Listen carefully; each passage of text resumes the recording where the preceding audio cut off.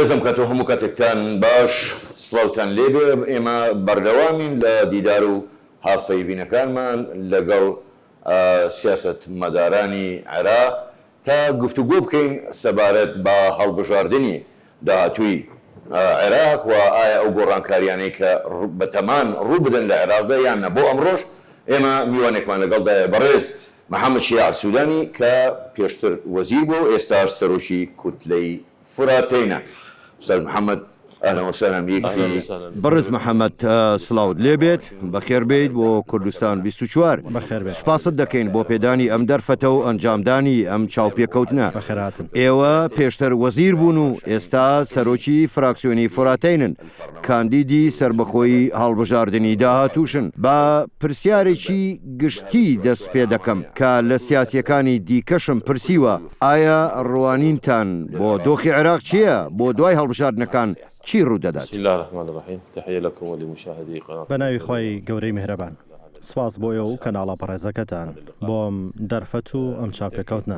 بەدڵنیایەوە دوای کاروانی پرۆسەی سیاسی لە 2023 تا ئەمڕۆ، هەروەها ئەو پەیامانەی تا ئێستا گەیشتون بۆ ڕەتکردنەوەی ئەوەی کراوە، دوا هەمینیان خۆپیشاندانەکانی ساڵی 2019 ئێستا بەرەو هەڵبژاردنی پێشوەختە دەچین. ئەمەش یەکەم جارە لە پرۆسەی سیاسیدا ڕوو دەدات. هەڵبژاردنی خولی نییە. هەمووان هیوادارن گۆڕانکاری ڕوودات، بەتایبەت کە هەمووان دان بەوە دەنێن پرۆسەی سیاسی شکستی هێناوە. ئەمڕۆ دەبینین سەرۆکۆمار دەڵێت شکستمان هێنا لە پرۆسەی سیاسی. بەڕێز مالیکی لە چاپێکردنێکدا جەخ لەسەر شکستێنان دەکاتەوە. سەرکردەکانی دیکەش دانیان بە شکستا ناوە. باشە، ئەیدی چی پێویستە؟ ئەوەی پێویستە گۆڕانکاریە، گۆڕانکاری لە سیستمی بەڕێوەبردنی وڵات و گۆڕانکاری لە پرۆگرامەکان بە شێوەیەک کە هاوڵاتی بگێنێتە ئەو بڕوایی چینی سیاسیەکان دەستیان کردووە بە گوێگرتن لە داواکاری خەڵک کە دۆخیەوان بگۆڕێت. هەمومان ئەو حاڵەتە سەخت و نالەباری ژیانی هاوڵاتی دەبینین لەسەر ئاستی هەژاری و بێکاری و خراپی خزمەتگوزاریەکان، هەروەها لاوازی یاسا و زۆرێک لە کێشەی دیکەی ڕۆژانە کەوای کردو هاوڵاتی ڕەخنە بگرێت و دژی ئەم پرۆسە سیاسیە باشە.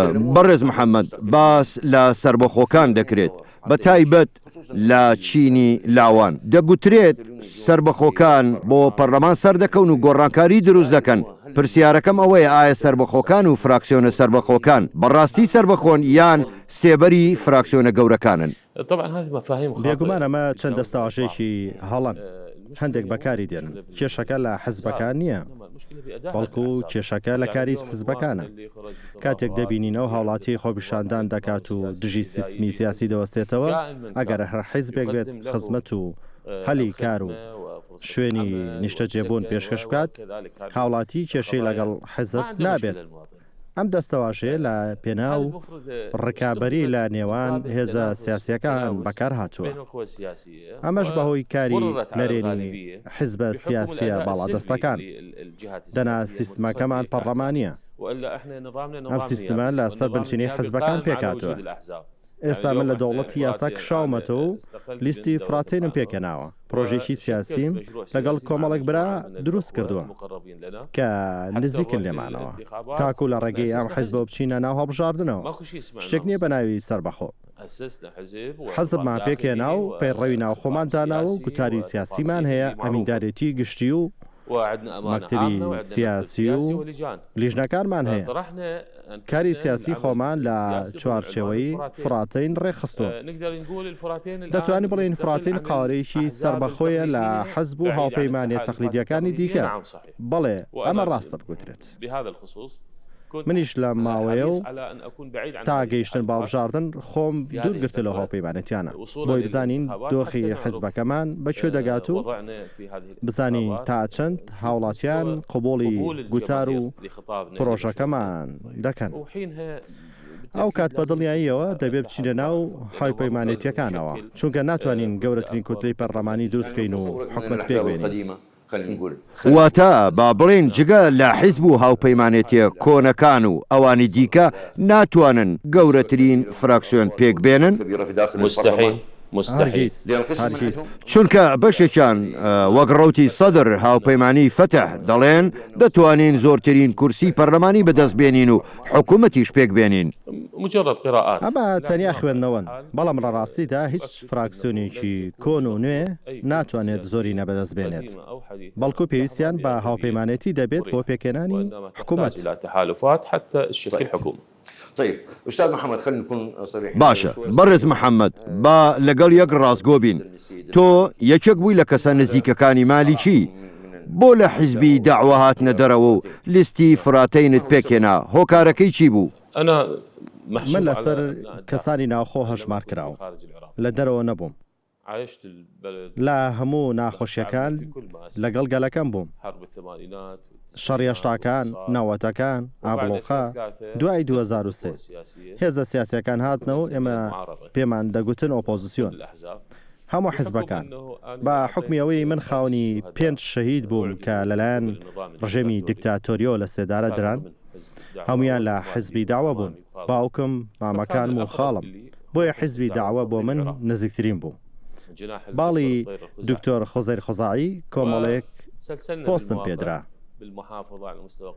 قایم قام ئەندامی ئەنجومەنی پارێزگا و دواتر پارێزگا، هاوپەیمانی دەوڵەتی یاسا دامەزرا، لە کابینەی دووەمی مالیکی و حکومەتەکەی عەبادی بەشدار بوو. ئەگەر پێناسەی بکەیت من لە مالیکی و عەبادی نزیکم، لە حکومەتەکانیاندا کارم کردووە، نەک وەکەوەی هەندێک کەس دەڵێن سەرکەردە لە حیزبی داوا. نەگەیشتمە ئاستی کۆنگرە یان سەرکردایەتی یان شورا، ئەندامی کۆنگرەش نەبووم، وەکەو لە پەندی لە حزبدا هەیە. دوای 2018 بە دیاریکاری کارکردنم لە وەزارەتی کار و کاروباری کۆمەڵایەتی تێبینیم کرد کەم و کوڕی هەیە لە ئەدای سەرجەم هێزە سیاسیەکان بە دەوڵەتی یاساشەوە. هیوامان دەخواست پێداچوونەوە و ڕاستکردنەوە بۆ پرۆسەکە هەبێت، ئەمە ڕووی نەدا. دواتر خۆپیشاندانەکانی 2019 لە کەوتەوە. من بڕیارمدا بوو لە دوای هەڵبژاردنەکانی 2018 پرۆژەیەکی سیاسی تایبەت بە خۆم دروست بکەم، چونکە جەماوەری خۆم هەیە و تەنیا دەنگیان بە محەممەد شیع سوودانیدا بوو، وەک ناو وەک سیاسی و کارکردنەوە دەنگیان بە حەزبیان هاوپەیمانەتی نەدابوو. بۆیە بڕیارمدا و لەگەڵ بە ڕێزمالیکی و دکتۆر خۆزەیر خۆزاعی ڕاشکاو بووم کە دەمەوێت حزبێک دروست بکەم بە سنگ فراوانیەوە پێشوازیان لێکرد. أستاذ محمد باشە بەڕێز محەممەد لەم ماوەیەدا چەندین کەسایەتی سیاسی سەردانی هەرێمی کوردستان دەکەن، دەچنە لای سەرۆک بارزانی. ئایا هۆکارەکەی ئەوەیە سەرۆک بارزانی بۆ تا مەرجع نەوەک تەنیا بۆ کورد بەڵکو بۆ عێراقیەکان بە شێوەیەکی گشتی؟ بەڕێز سەعود بارزانی یەکێکە لە کۆڵەکە سەرەکیەکانی پرۆسی سیاسی لە عێراق، یەکێکیش بە لەو سەرکردانی ئەم پرۆسە سیاسیان پێکێناوە، هەر لە ئۆپۆزیسیۆن تا پرۆسەی سیاسی ئەمڕۆ کوردستانیش بەشێکە لە عێراق، بۆیە بە دڵنیاییەوە ئەم جوڵە سیاسیە پێویستە، بە تایبەت کە بوونی بەڕێز مەسعود بارزانی لە هەر لێک تێگەیشتن و هاوپەیمانەتیەک زۆر گرنگە بۆ ڕێڕەوی پرۆسەی سیاسی. ئێمە باس لە نەتەوەی دووەم لە عێراق دەکەین، هەرێمیش دۆخی تایبەت بەخۆی هەیە، بۆیە سەردان و چاوپێکەوتنەکان زۆر پێویستن بە تایبەت بەهۆی هەموو ئەو گیرۆگرفتانەی هەن، جا چ لەسەر ئاستی پەیوەندیەکانی نێوان بەغدا و هەولێر یان لەسەر ئاستی پرۆسەی سیاسی بەگشتی. طيب أستاذ محمد باشە بەڕێز محەممەد سەرۆک بارزانی دەڵێت پرەنسیپی هاوبەشی خەریکە لە عێراق نامێنێت، هۆکاری نەمانی هاوبەشی چییە؟ ناڵێم بەشداری پێکردن، دەڵێم هاوبەشی کوردی شیعی سونی تورکمانی، بۆ ئەم هاوبەشیە نەما. ئەم پرەنسیپە مای مشتومڕی فراوانە، بەڕای من دەگەڕێتەوە بۆ پابەند نەبوون بۆ ڕێکەوتنانەی لە نێوان لایەنەکان دەکرێن بە تایبەت لە کاتی پێکەنانی حکوومەت. ئاگادار بووین لەوەی لە کاتی پێکەنانی هەر حکوومەتێک ڕێکەوتن هەیە لە نێوان گەورەترین کوتلەی شیعە لەگەڵ کورد و هەروەها سونە لەسەر چەند پرەنسیبێک و هەنگاوێک ڕێک دەکەون و حکوومەتی لێبەرهەم دێت. تنتج الحكومة دوای ماوەیەک یەکتر تۆمەتبارکردن دەست پێ دەکات کە پێشێلکاری لە ڕێکەوتنەکە کراوە. ئەمە لە ڕاستیدا بۆ لاوەزی متمانە دەگەڕێتەوە کە دواتر ڕۆژ بە ڕۆژ لە نێوان جەمسەرەکانی پرۆسی سیاسی کەڵەکە دەبێت. ئەمەش کاریگەری بەسەر پرەنسیپی هاوبەشی دروست کردووە. لایەنێک دەڵێت هاوبەشی هەیە، لایەنەکەی دیکە دەڵێت نەخێر نییە. هەروەها کێشەی چارەسەرنەکردنی دۆسیەکانیش و یەکلا نەکردنەوەیە یەکێکە لە هۆکارەکانی قۆڵکردنەوەی نەمانی متمانە لە نێوان حکوومەتی فدراڵی و حکوومەتی هەرێمی کوردستان. من لەو کەسانم کە داوا دەکەن بەر لە پێکێنانی هەر حکوومەتێک سەرکەوتنی ڕێکەوتن بە دەستبردن بۆ دۆسیاڵۆزەکان تاقی بکەینەوە و دەست بە دۆزینەوەی چارەسەرەکان بکەین. بەڵێ بە دڵنیاییەوە بە گوێرەی دەستور ئێمە ئەو گرێبەستەی کۆمان دەکاتەوە دەستورە. هەموو ڕێکەوتنێکیش دەبێت بە گوێرەی دەستور بێت. باشە دەبچنە ناو کێشانەوە بە نمونە یاسای نەوتوخاز. ئەم یاسا گرنگە بۆ لە هەر یاسایکی بودجە کێشەمان بۆ دروست دەبێت. لە هەموو یاسایکی بودجە کاردانەوە و کێشە دروست دەبێت. هاوڵاتیش لە کوردستان باجەکەی دەدات. وەک بینیتە فەرمانبەرانی هەرێم چیان چێشت هەروەها خەڵکی وڵاتەکەمان بەگشتی. بەڕای من دەبێت سەرکردە سیاسیەکان درک بەم ڕاستیانە بکەن. هەر ڕێکەوتنێکیش دوای هەڵبژاردننی پێشوەختە دەبێت سەرنج بخرێتە سەر خاڵە ئاڵۆزەکان کە لە ماوەی ڕابردوودا بە جێڕاوی ماوەتەوە بە جۆرەی دەستور چارەسەریان بۆ بدۆزرێتەوە. أستاذ محمد يعني تكلمت عن بەڕێز محەممەد باسی یاسای بودجەت کرد. هەموو ساڵێک کێشەی تێدەکەوێت هۆکاری ناکۆچیەکان لەسەر یاسای بودجەت چین. بۆچی فەرمانبەران و خەڵکی کوردستان برسی دەکرێن کە زۆرینیان پەیوەندیان بە سیاسەتەوە نییە کە فەرمانبەری عێراقین بۆ برسی دەکرێن؟ لكن موظفين عراقيين لماذا تجويعهم؟ لا توجد هناك نية ویستێک یان نیازێک لەلایەن هیچ لایەنێکی سیاسی لە بەغدا نییە بۆ برسیکردنی فەرمانبەرانی کوردستان. بەهۆی ئەوەی بەشێکن لەگەل ئێمە بەڕاشکاوی بڵێم و دوور لە مجامەلە ئەگەر ڕێگەم پێ بدەیت ئەرکی ئەخلاقی و نیشتیمانی ئێمە ئەوەیە هاوشێوەی فەرمانبەری عەمارە و بەسڕە و ئەنبار سەیری فەرمانبەرانی کوردستان بکەین. ئەمە پابەندبوونێکی ئەخلاقی شەرعی و نیشتیمانیە. ئێمە سوێندمان بۆ خزمەتکردنی هەموو هاوڵاتیان خواردووە. بەڵام لە یاسای بودجە چەند کێشەیەکمان هەیە کە پەیوەندیان بە هەرێمەوە هەیە. باشە بەڕێز محەممەد لەو ئامانجانەی لە حیزبەکەتان فراتین پارێزگاریکردنە لە یەکپارچەی خاچی عێراق و ڕێگریکردنە لە دەستێوەردانە دەرەکیەکان. ئایا دەستێوەردانی دەرەکی لە دۆخی سیاسی عێراقی هەیە؟ نواجه هذا السؤال بابتسامة. ناچارم بە پێکەنی ڕوبەڕوێم پرسیارە بمەوە چونکە بنچینەی سەرەکی کێشەکانی عێراق دەسوەردانی دەرەکیە. ئێمە بیسمان کە دەوڵەتێک سین یان سات وڵاتێکی عەرەبی تۆمەتی سوخڕیاندایە پاڵ سەرۆکەکەیان لە کاتێکدا باڵێۆزانی وڵاتان لە بەغدا لە نێولایەنە سیاسیەکان هاتوچۆ دەکەن. بەداخەوە ئەمە دەڵێم ئەمە ئەوەیە کە مای پێکەنین و لە هەمان کاتداگریانە بەدڵیایە دۆخی سیاسی عێراق لە زۆربەی وڵاتانی دیکەی عەرەبی جیاوازە بە حکمی پاشخانی وڵات و ڕژێمی دیکتاتۆری لە پێشوودا ڕاگواستن و ئەو تاوانانەی بەرامبەر بە خەڵکی عراق ئەنجامی داوە. هێزە ئۆپۆزیسیۆنەکان ناچاربوون پەنا بە وڵاتانی دراوسێ ببن. دوای 2023 گەڕانەوەیان پرۆسی سیاسی لەیان زۆربەی وڵاتانی عەرەبی ڕەت کرابوو. قاعدە و ئەوەی پێی دەکرا مقاومە سەری هەڵدا کە لەلایەن بەشێک لە وڵاتانەوە پشتیوانی دەکران بە دانپێدانێنی خۆیان لە بەرامبەردا لایەنێکی دیکە هەبوو پشتیوانی پرۆسەی سیاسی لە عراق دەکرد. بە جۆرەی ڕەهەندی تایژی زۆرێکیش چوونە نێو ئەو بەرەیەوە لایەنی شیعی مەبەستن لەسەر ئێران و لایەنی سونەش لەسەر وڵاتانی عەرەبی هەژمار کرد. لەگەڵ هەموو ئەمانەشدا ئەمریکا وەک داگیرکار لە عراق بووە بەرژەوەندی و ململانەی هەیە و کێشەی لەگەڵ ئێران هەیە. فتصور هذا المشهد كيف جا بێنە بەرچاوی خۆت ئەم دیمەنە چۆن چۆن پێناسەی دەستێوەردانە دەرەکیەکان بکەین بەداخەوە دەستێوەردانەکان کاریگەری بەسەر بڕیاری سیاسی عێراقەوە هەبووە بەڵام دوجار بەتایبەت دوای ئەزمموی داعش و بڕاهێنانی کۆمەڵگەی نێودەوڵەتی کە سەقەمگیری عێراق بەواتای سەقەمگیری ناوچەی ڕۆژهەڵاتی ناوەڕاست و جیهان دێت.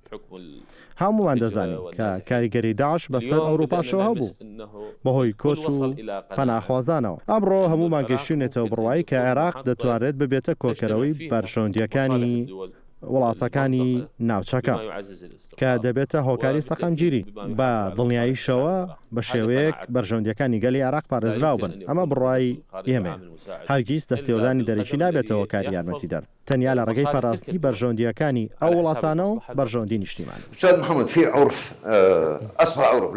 بەڕێز محەممەد هیچ عورفێک لە عێراق هەیە بەڵام نە لە دەستور نە لە ساژدان نەهاتووە کە سەرۆکایەتی کۆمار بۆ کورد پەرلەمان بۆ سونە و حکوومەت بۆ شیعە. ئایا سیاسی هەیە بیەوێت ئەم عورفە بگۆڕێت لە قۆناقی داهاتوودا؟ ئایا گۆڕانکاری لە سێ سەرۆکایەتیەکەدا دەکرێت؟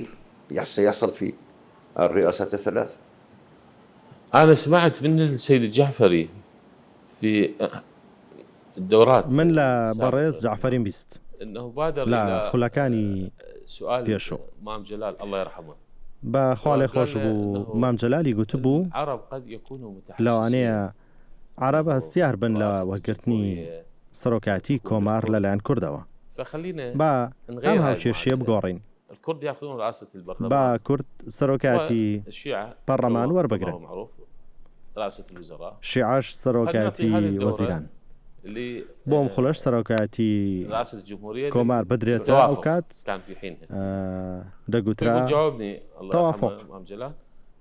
گوتی مام جەلال وەڵامی دامەوە گوتی خوا لێ خۆش بوو عەدنان جەنابیم لەلا بوو کە یەکێکە لە سەرکردەکانی سونە بوو گوتی ئێمە لاریمانیە سەرۆکاتی کۆمار لای کورد بۆیە بنیش پێشنیارەکەم کێشایەوە. هەندێک هەوڵ هەبوو بۆ گۆڕینی ئەمە خۆی ئەمە ڕاکەوتنی تایفیمانە ئەمە پێویستە بە لێگەیشتنەکان ئاساییە سەرۆکۆزیران لە هەرنەتەوەیەک بێت بەڵام ڕێزگرتن لە سەر زۆرینە و بەرپشتی هەڵبژاردن هەیە. لكن هناك احترام للأغلبية. ئێستا لەم خولەدا ژمارەی ئەندامانی پێکاتەی شیعە 186 ئەندامە دەتوانن سەرۆکایەتی کۆمار و پەرلەمان و حکومەتیش بگەرنە دەست. ئەمە بە جۆرەی بنەمای دیموکراسی و دەنگدان بەڵام ئایا ئەمە دەکرێت لە نێو ئەم هەموو فرایت نییە؟ هەمووان جەخت لەسەر بەژاری سەرجەم پێکاتەکانی عێراق لە پۆستە گرنگەکان دەکەنەوە بەڵام ئایا ئەمە هۆکارێک بە بۆ بێزکردنی وڵات؟ بەداخەوە یەکێک لە هۆکارەکانی شکستی پرۆسەی سیاسی نمونی بنەمای هاوڵاتی بوون. باشە گونجاوترین سیستان بۆ عێراق کامەیە مادام باست لەم پرسە کرد ئایا دەکرێت لەسەر بنەمای زۆرینە و کەمینە وڵات بەڕێوە ببرێت؟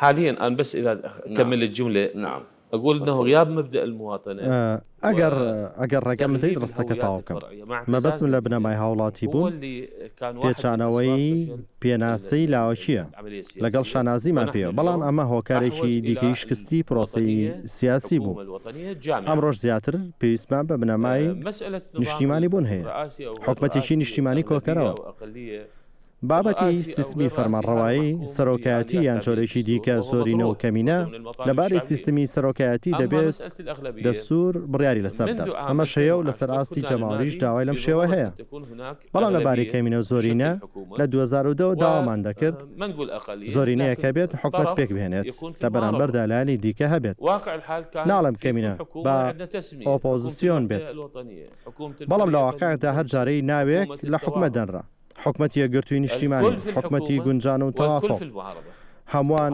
لە حکومەت و هەمووانیش لە ئۆپۆزیسیۆن ئەمە شتێکە لە هیچ وڵاتێکی جیهان نییە تەنیا لە عێراق نەبێت ئەمڕۆ لە ڕاستیشدا لە ساڵی 2010ەوە جۆرە پێگەیشتنێک دروست بووە کاتێک هاوپەیمانی بینا و ئیسلاح هەبوون هاوپەیمانی بینا سنە شیعە کورد هاوپەیمانی ئیسلاح شیعە سنە کورد بەڵام بەوەی هەندێک ئیرادەوە گەڕاینەوە چاوگۆشەی یەکەم بەڕای من بچینە نێو هاوپەیمانێکی سەر ئاستی عێراق حکومەت پێک بێنێت و ئەوانی دیکەش ئۆپۆزیسیۆن بن ئەمە پێناسەی دروستی دەستپێکی چارەسەرە بۆ کێشەکانی عێراق باشە بەڕێز محەممەد دوا پرسیار ئەگەر لایەنە شیعەکان بۆ کاندیدکردنی کەسێک نەگەیشتە ڕێکەوتن ئایا شانسی مانەوەی بەڕێز کازمی بۆ 4 ساڵی داهاتوو دەبێت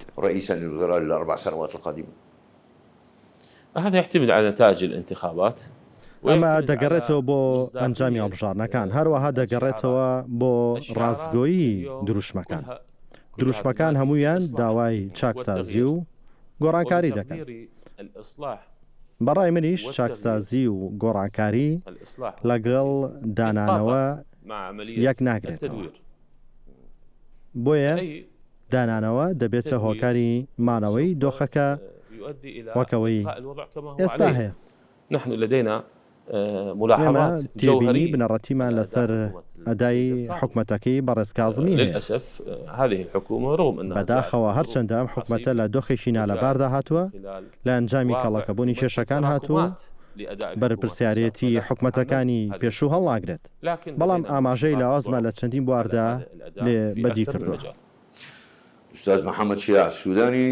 بەڕێز محەممەد شیاع سوودانی وەزیری پێشوو سەرۆکی لیستی فراتین زۆر سپاست دەکەین بۆ ئەم دەرفەتە هیوای سەرکەوتنتان بۆ دەخوازیین بەڕێزان بەم جۆرە کۆتاییمان بە ئەم دیدارە بە هافەیربێوین ئەم جارشمان هێندا تا دیدارێک و تر و هافەیبینێکی تر لەگەڵ سیاستمەدارێکی تری عێراقی خۆتان